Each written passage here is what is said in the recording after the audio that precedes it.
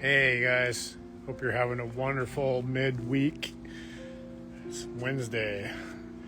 So, the thing I want to talk to you about today, and generally when we think about this word, I don't know, the first thing that comes to mind for me a lot of the times is a negative. And that's just because of my background of what I've been through. It's called, the word's triggers.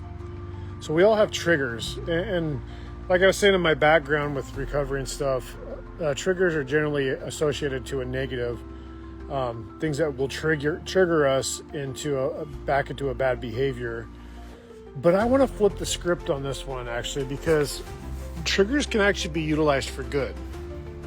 And stay with me on this. And what I mean by this is, if we can start seeing these triggers, things that pop up that remind us of where we've been or the things that we've been through, instead of having the mindset of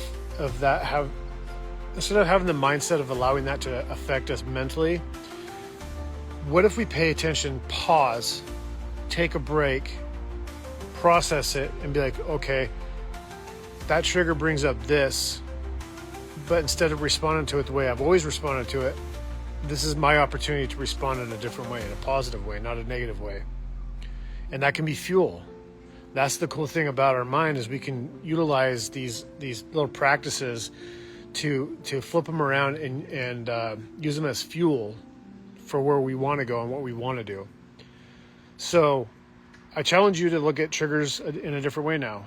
Instead of them being in a negative sense of that's going to bring up old feelings, old emotions, take that pause, break, think about it, and utilize it for a positive. And let's make this tangible. So one of my triggers I know of that I still kind of battle with, and I'll be transparent with you guys, is conflict. Okay? So there seems to be this thing within me, like when the conflict arises, just say it's like arguing or whatever, my instincts, I'm triggered to shut down and run from that, right? But now what I can do, and I got to put this into practice for myself, and I will, because we're always learning, we're always growing, right? So I will take that instance when that happens, and I'll stop, pause, instead of react, and think about it, and try to implement a positive into it. And a positive could be that I'm not in the situations that I've been in before, so therefore I can react differently to the situations now. And see just how that simple mind shift happens